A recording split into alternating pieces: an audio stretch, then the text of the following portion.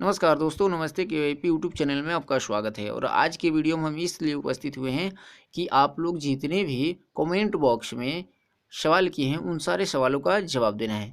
तो सारे व्यूवर्स से मेरा रिक्वेस्ट है कि इस वीडियो को देखिए और आपके भी कहीं प्रश्न किए होंगे तो उन प्रश्नों का भी उत्तर इस वीडियो में मिलेगा। तो बने रहिए इस वीडियो के साथ, चलते हैं वीडियो की अगली कड़ी में। जैसे कि आप देख रहे हैं, ये पहला प्रश्न गौरव कुमार जी का है। उन्होंने कहा है, सर मुझे केवाईपी करना है लेकिन सर मेरे पास आवासीय प्रमाण पत्र नहीं है, और है भी तो वो तत्काल वाला जिसका 2 वर्ष हो चुका है। सर तो क्या हम केवाईपी के लिए डीआरसीसी ऑफिस तत्काल वाला आवासीय लेकर जा सकते हैं? सर आवासीय की जगह कोई और डॉक्यूमेंट्स दे सकते हैं? सर बताइए ना। तो इन सवालों का जवाब ये है कि पहला बात यह है कि आवासीय प्रमाण पत्र की जगह दूसरा कोई डॉक्यूमेंट्स नहीं ले जा सकते हैं। रही बात 2 वर्ष वाली तत्काल आवासीय प्रमाण पत्र की, तो आप उसी को लेकर के डीआरसीसी ऑफिस जा सकते हैं और उसी पर आपका सारा डॉक्यूमेंट्स वेरीफाई हो जाएंगे। अगर उसमें भी कोई दिक्कत आ रही है तो आवासीय प्रमाण पत्र की आप ऑनलाइन अप्लाई कर दीजिए, क्योंकि अब हर जगह ऑनलाइन अप्लाई हो रही है। तो ऑनलाइन अप्लाई कर देंगे तो आपको अधिकतम 7 से 8 दिन के अंदर आपकी ईमेल आईडी पे आवासीय प्रमाण पत्र आ जाएंगे। आप वहां डाउनलोड करके और उसको ले जाकर के वेरीफाई करा सकते हैं। इस तरह से मुझे लगता है कि आपके सवालों का जवाब मिल गए होंगे। अब देखते हैं दूसरे व्यूवर्स के सवाल। तो दूसरे व्यूवर्स हैं गुलशन कुमार। इनका कहना है, सर केवाईपी सेंटर कैसे खोले, फुल इन्फॉर्मेशन बताइए। सर लैपटॉप कैसे मिलता है, इसके बारे में भी बताइए। तो गुलशन कुमार जी, हम आपको बता दें कि केवाईपी सेंटर नया कैसे खोले इसके बारे में मैंने एक वीडियो बना चुके हैं। लेकिन मुझे लगता है कि आप उससे संतुष्ट नहीं है, तो फिर हम एक वीडियो बनाएंगे, उसमें थोड़ा समय लगेगा क्योंकि वो वीडियो लंबा होने वाला है। तो आप धैर्य बना के रखिए, हम उस पर ज़रूर एक वीडियो बना करके अपलोड करेंगे। रही बात लैपटॉप मिलने की, तो लैपटॉप सरकार नहीं देती है, लैपटॉप सेंटर ओनर को खरीदना होता है और उसका सारा पैसा जो होता है बाद में सरकार देती है, लेकिन लैपटॉप सेंटर ओनर को ही खरीदना होता है। अगला जो प्रश्न है मैन्यूट्रिक्स ने किए हैं और उन्होंने पूछे हैं कि सर आपका सेंटर कहाँ है, मुझे भी एलएफ का भरना है, यानी एलएफ का फॉर्म भरना है, प्लीज़ हेल्प सर।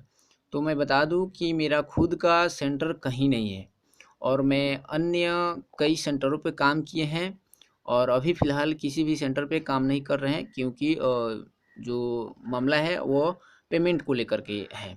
इसी की वजह से मैं अभी फ़िलहाल किसी भी सेंटर पे काम नहीं कर रहा हूँ।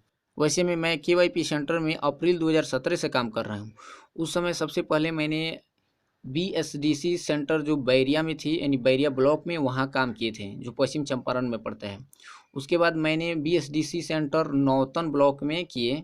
उसके बाद मैंने एसडीसी सेंटर बेतिया में काम किए और अंततः बेतिया में काम करने के बाद मैंने छोड़ दिया काम को। बेतिया सेंटर पे वर्क करते हुए मैंने वहीं से चौतारवा सेंटर की देखरेख कुछ दिन के लिए किए, जो पश्चिम चंपारण में ही पड़ता है। और उसके बाद मैंने वहीं से जो पतिलार सेंटर है वहाँ पे कुछ दिन रहे, उसकी देख रेख किए।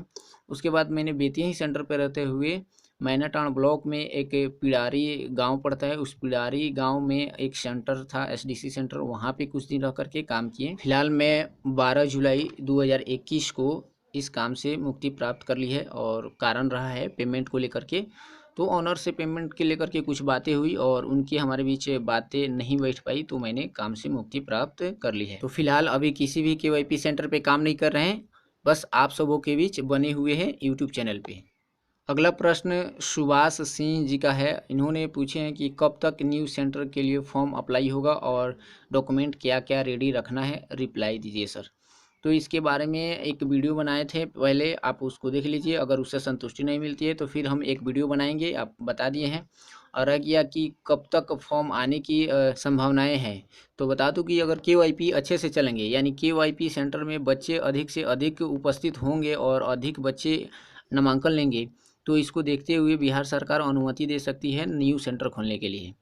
तो इसका भी जब वेबसाइट लॉगिन होता है तो मात्र 1 दिन के लिए ही ओपन होता है और 1 दिन में ही सारा काम आपको करना होता है।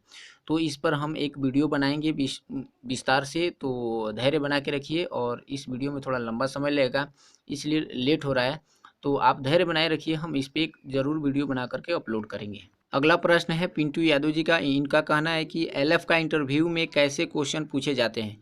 तो बता दूं कि एलएफ का इंटरव्यू नहीं होता है और स्टार्टअप में होता था जब 2017 में कोई जिला से अधिकारी आते थे तो वो एलएफ का इंटरव्यू लेते थे, लेकिन फ़िलहाल अभी किसी भी प्रकार की कहीं भी एलएफ का इंटरव्यू नहीं होता है।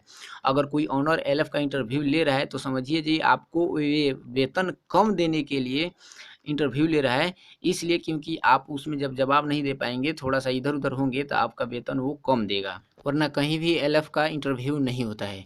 अगर कोई इंटरव्यू ले रहा है तो उसमें आपसे सीएसएस, सीएलएस और सीआईटी से संबंधित ही प्रश्न किए जाते हैं।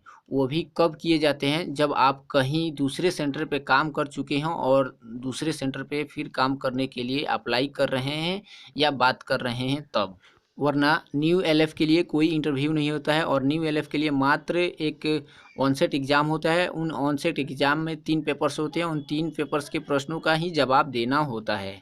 अगला प्रश्न है मैन्यूट्रिक्स का। इनका कहना है कि 3 अटेम्प्ट भी हो गया और एक सीएसएस का एग्ज़ाम बस हुआ है, उसका एडमिशन कैसे होगा?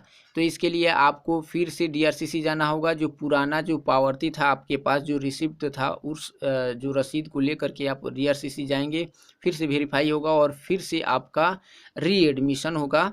इसमें कोई दिक्कत नहीं आएगी, यानी पिछले वाला जो एडमिशन था उसको कैंसिल करके फिर से री एडमिशन कर देगा और आप एडमिशन करा के किसी भी सेंटर पर फिर से क्लास कर सकते हैं। और अंतिम प्रश्न भी इन्हीं का है, मैन्यूट्रिक्स का, और इनका कहना है सर अमाउंट कितना मिलता है सर, एलएफ का बताएं, यानी एलएफ लोग का अमाउंट कितना मिलता है। तो देखिए एलएफ का अमाउंट कोई सरकार के द्वारा फिक्स नहीं है, ये ऑनर लोग के ऊपर निर्भर करता है। रही बात सरकार के द्वारा फिक्स, तो सरकार कहती है कि कम से कम जो न्यूनतम मजदूरी है वो एलएफ लोग को मिलना चाहिए। तो न्यूनतम मजदूरी हम आपको बता दें कि जो एलएफ कुशल नहीं है उनके लिए 305 के आसपास है, और जो अर्धकुशल है, यानी जो क्लास ले रहे हैं, क्लास चला रहे हैं, अर्धकुशल हैं, नए नए हैं, लेकिन ऑनसेट एग्ज़ाम पास भी कर चुके हैं और 1-2 महीना हुआ है, उनके लिए 315 रुपया है। और जो 1-2 साल का जिनके पास एक्सपीरियंस है उनका जो है 389 रुपया के करीब है। लेकिन कोई भी सेंटर ओनर इतना का नहीं दे पाता है। इसमें अधिक जानकारी प्राप्त करना चाहते हैं तो आप गूगल में जाइए और लिखिए जो बिहार में न्यूनतम मजदूरी कितना है, आपको पूरे डिटेल्स मिल जाएंगे। आशा है कि इस वीडियो में आप सभी के सवालों का जवाब मिल गया होगा। तो इस तरीके से फिर मिलेंगे अगले वीडियो में, तब तक के लिए बहुत बहुत धन्यवाद।